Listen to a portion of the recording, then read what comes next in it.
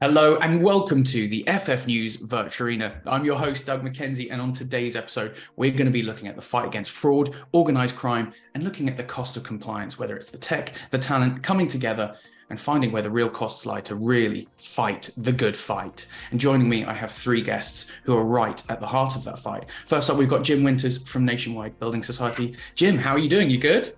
Yeah, I'm very good, thank you. Very happy to be here. Thanks for having me. It's such a pleasure having Nationwide on the show again, but thank you so much for joining. Also, we've got Eddie Vaughan from LexisNexis Risk Solutions.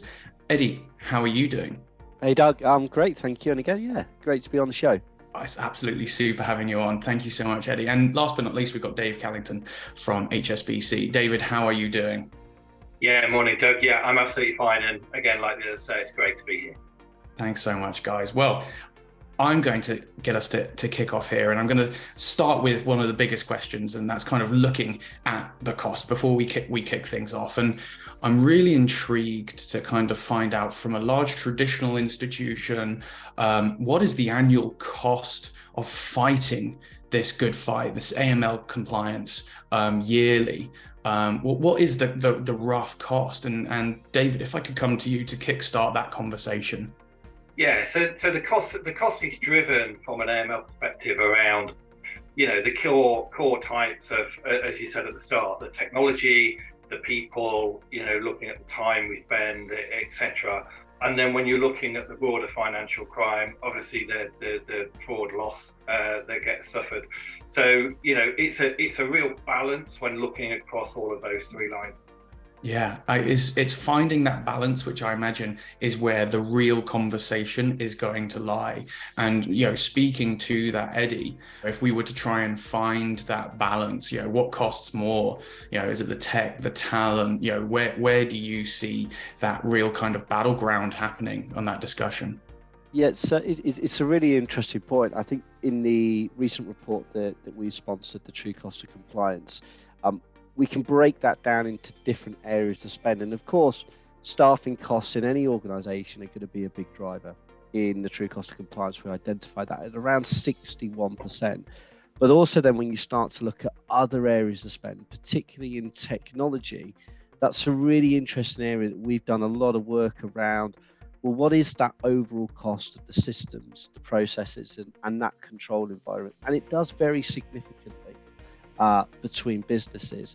The challenge therein is the investment in both technology and people. Is it proportionate? So the study shows that both are rising, but when we start to segment that and analyze a little bit more, in some firms we see a disproportionate rise in both technology and also people, which does suggest in some firms that underlying strategy and investment into the two may be fundamentally wrong. Where we see it working incredibly well, certainly through the delivery of a number of our solutions, is the reduction in investment in people and an overall slight increase in technology that gives organizations much more return on investment. Okay, now with that in mind then, Jim, if I could come to you and get Nationwide Building Society's perspective as well, because such a long-standing history of an organization as well. I'd be really intrigued to get your perspective before we move on too. Yeah, I guess there's just only a few little things to add to what the other guys have said. One is we know, I guess, even if the cost of mitigating economic crime is rising, it's always a strong business case. Whether the people you're investing in drive prevention activities directly, that they actually pay for themselves many times over. Yeah. And of course, the avoidance of fines potentially is also a very strong business case. So I tend to find it's generally more straightforward to get support for business cases when it comes to economic crime prevention than some other, perhaps more speculative exercises, which is a good thing. Yeah. I think the other thing to note is that the market rate for economic crime professionals it's a hot market at the moment. We're seeing salaries, average market salaries are definitely on the up. There's a strong demand for skilled folk in the economic crime space. So if I was giving career advice to anyone, I'd certainly be recommending they look at economic crime prevention, because it's definitely a hot market right now. Yeah, it is interesting. the fraudsters are constantly evolving, and as a result, so too does the talent.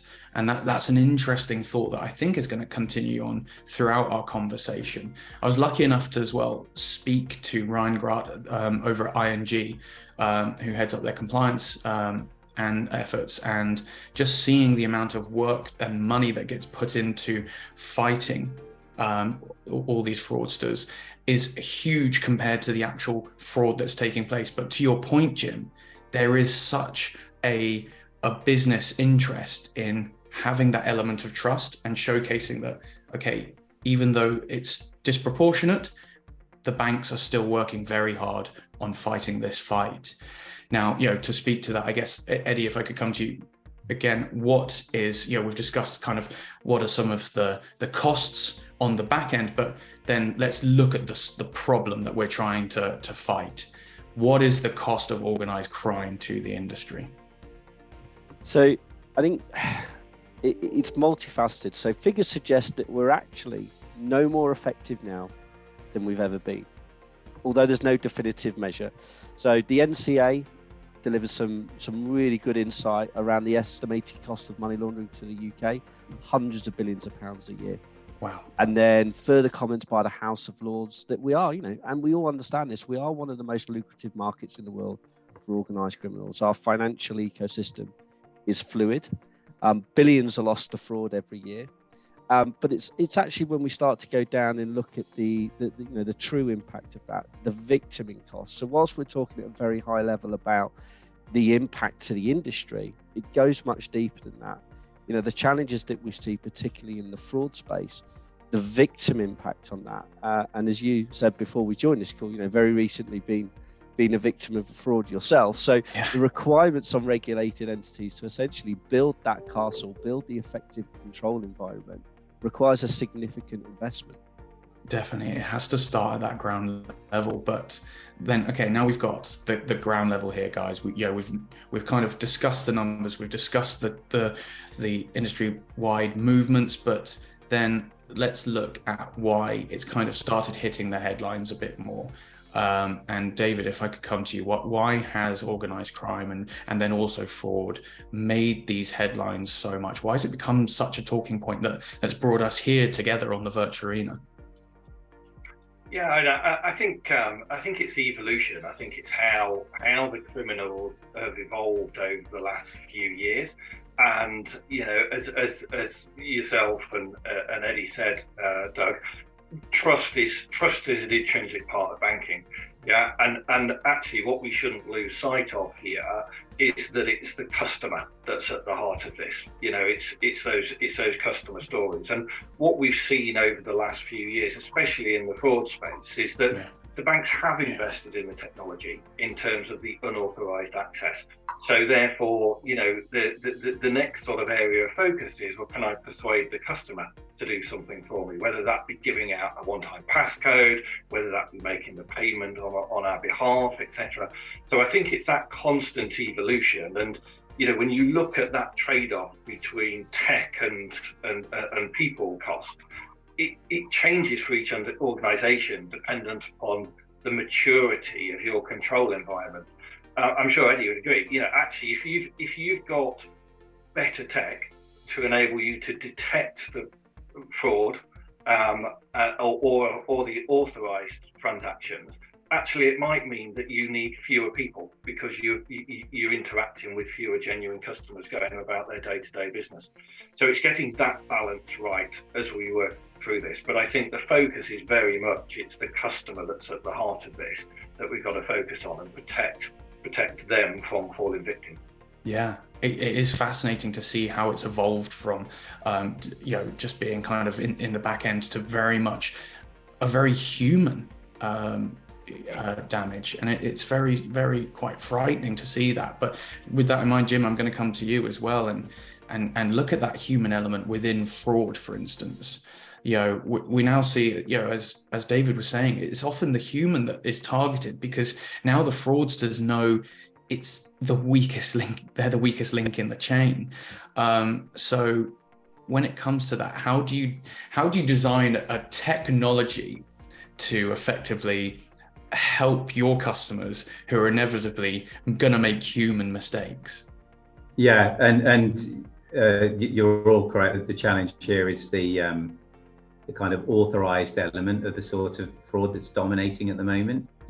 And I think, interestingly, this is where we've been taking more of a lo-fi approach, if you will. Yeah. So all firms invest very, very heavily in all sorts of multiple layers of technology, some really cool stuff. One of the things why what we do is so interesting is the technology we get to use. But we're finding that in this push for digitization, electronic communications, everything instant and real time, that some of the controls we used to use aren't sufficient to break the spell.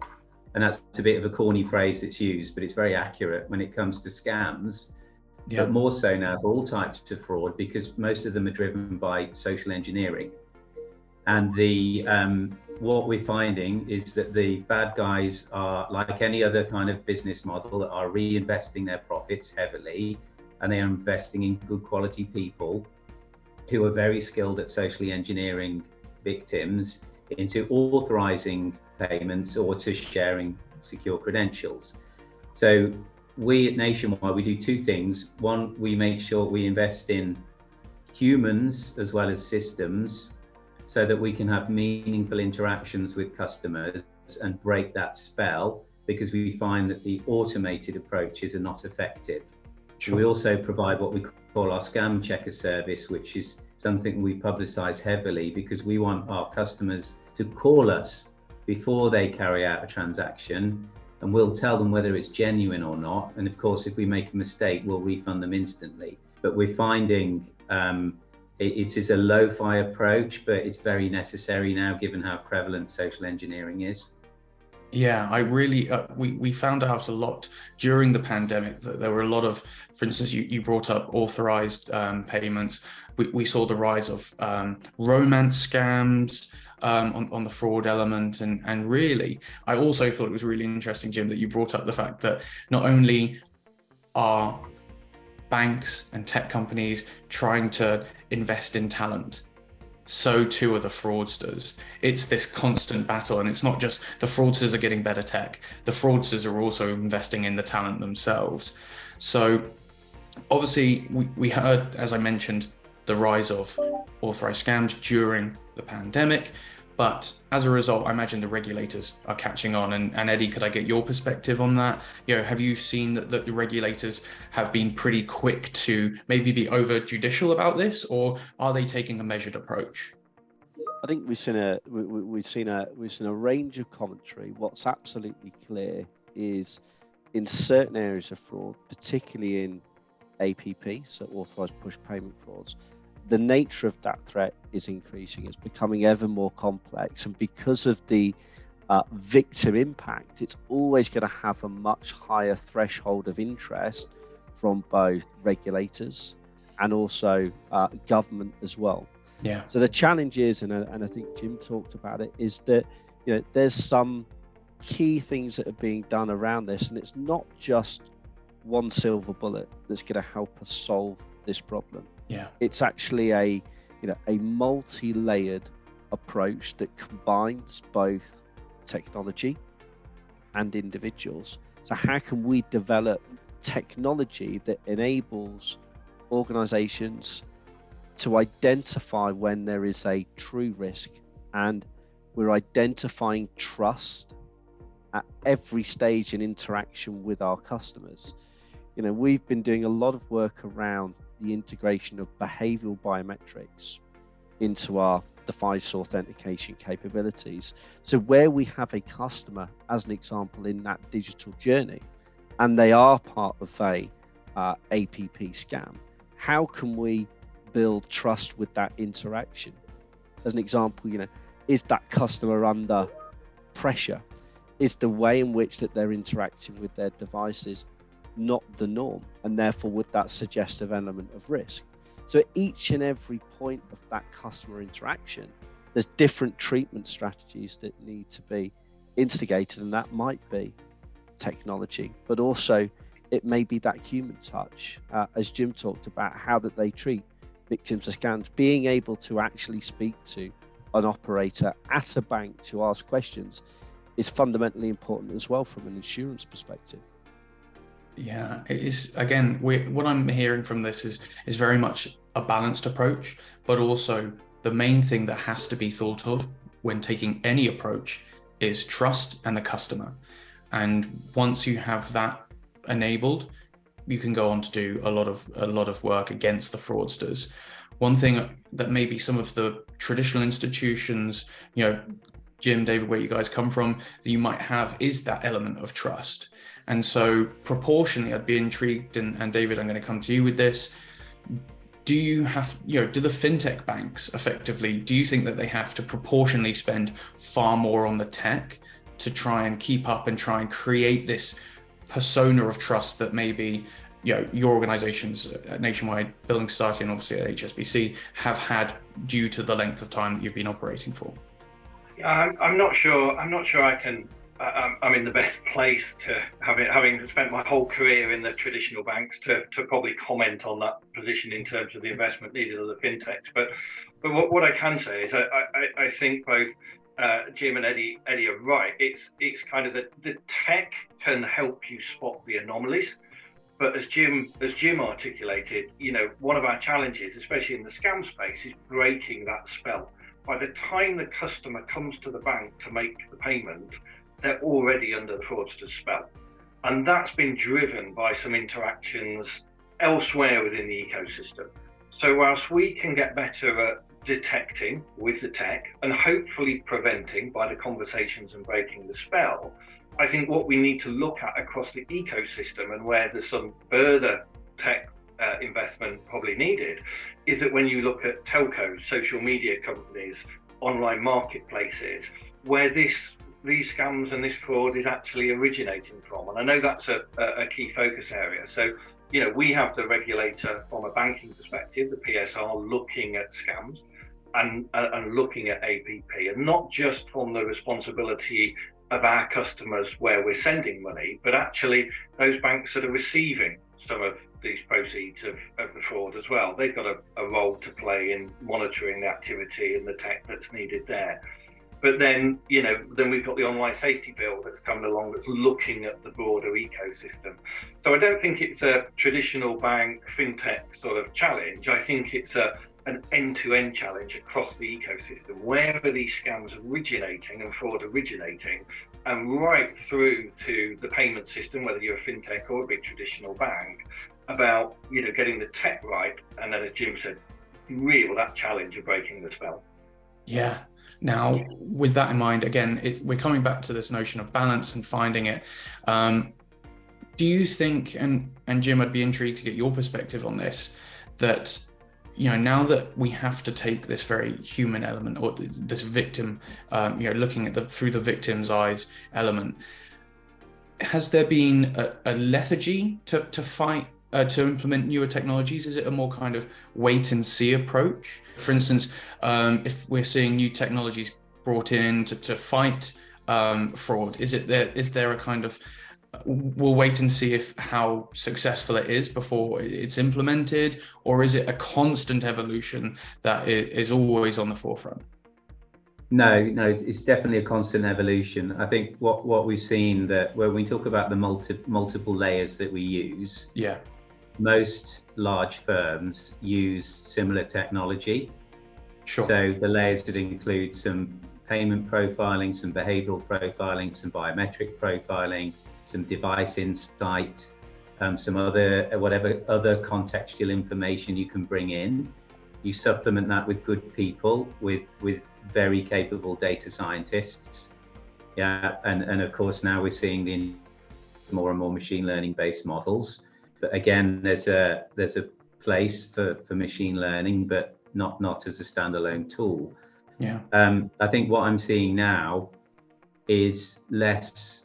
There was a time when we saw more and more kind of new approaches becoming available for banks to kind of select, but there isn't that much that's new anymore, particularly because the bad guys have gone back to social engineering, which is why we are focusing on human intervention again, which unfortunately could lead to a little bit of friction, when all of our customers are used to real-time payments, in order to keep them safe, given the levels of scams and authorized fraud that we see at the moment, there is a risk that there'll be a little bit more friction. And to David's point about the wider ecosystem, there needs to be more collaboration. The technology, and I think the new frontier will be in bringing the insight together from across these different industries that all have a part to play in the scam ecosystem, if you will. So I'd like to see the technology focused on bringing to life the power of that collective, rather than focusing only on the financial services as the endpoint.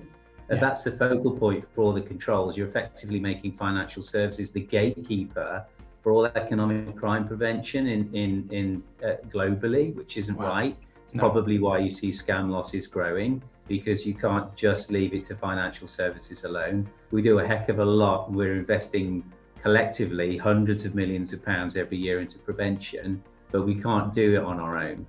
And I think the longer we're left to do it on our own, that's when you might see a little bit more friction creep into payment services, for example. Yeah, it's such a brilliant idea. Is we are starting to see more communication within the banking industry itself, but payments are connected, for instance, into every vertical, everything you do. And so you cannot have that just one-stop shop and have all the liability just lying within financial services. It has to be across industries line. Now, with that in mind, then, Eddie, if we look at, for instance, we're starting to see banking as a service coming, we're starting to see embedded finance, non-financial services players getting involved. Following on from what Jim said, in the fact that we can't just look at financial services in a vacuum when it comes to anti-money laundering and fraud. Are we going to have to start seeing other industries grapple with it in the same way that the banks have? Yeah, thanks. I think it's a really good question. So just to go back slightly, and Jim talked about the sharing of data and the sharing of data that enables us all to benefit from that insight, and that's something that we're incredibly focused on at LexisNexis with our digital intelligence network. So through that network, 96 billion transactions processed annually, 9 billion active devices identified. That richness of insight through the consortium model and that ability for all regulated entities that use some of our products to see that insight of both good and bad information and intelligence to establish trust is absolutely key. Moving on to the next question, talking about banking as a service. So banking as a service, really interesting. So the component parts of the financial ecosystem that enables a regulated entity to come to market incredibly quickly. Now, it does differ significantly between the size of your organizations as to how much you go into the banking as a service model, i.e. what component parts of BaaS are you going to take that's going to enable your business to go smoother, faster, quicker, versus building internally all of those different processes yourself. Speed to market is absolutely key. The challenge that I see with banking as a service is one of maturity, and a maturity from a perspective of preventing and detecting financial crime. So as an example, let's take a nationwide, let's take a Santander, let's take a Barclays, okay? If we think about how they provision their services to the consumers, that's predominantly done by the technology stack internally that they have internally built. Okay, huge cost associated with that, but which gives them 99.9% of the control. Banking as a service enables organizations to come to market rapidly, but through that banking as a service model, they then have regulatory objectives that they need to deliver. And we've seen very recently a banking as a service provider fall foul of the money laundering regulations because the control environment that it didn't have enabled money laundering to be activated through those services. So the key thing on banking as a service really is about how much do you want to consume and how much control do you want to have, and balancing that with speed and agility to market. It's a very topical conversation, particularly in the startup and the scale-up space at the moment. I can imagine. Now, guys, thank you so much for your insights. It's been absolutely fascinating finding this balance, but I think what I've gleaned from it is very much just, it's a forever ongoing fight. And that balance is sometimes going to shift more to the talent, as Jim was brilliantly bringing up. It's just very much bringing the human element back into it. Then also still, whenever we have a giant global change and shift, like with the pandemic, we're going to start seeing new tech brought in at the same time, constantly and consistently. And it's really fascinating to get your guys' perspective on how you have to keep up with that. It doesn't sound like an easy job, but I'm so thankful that you are fighting the good fight. I've got to say a big thank you to you guys, and also to our viewers as well. You can catch the rest of the series and much more over at ffnews.com, and of course YouTube, but especially LinkedIn, where you'll see me in the comments. Eddie, David, Jim, thank you so much. I hope you've had a good time, and goodbye.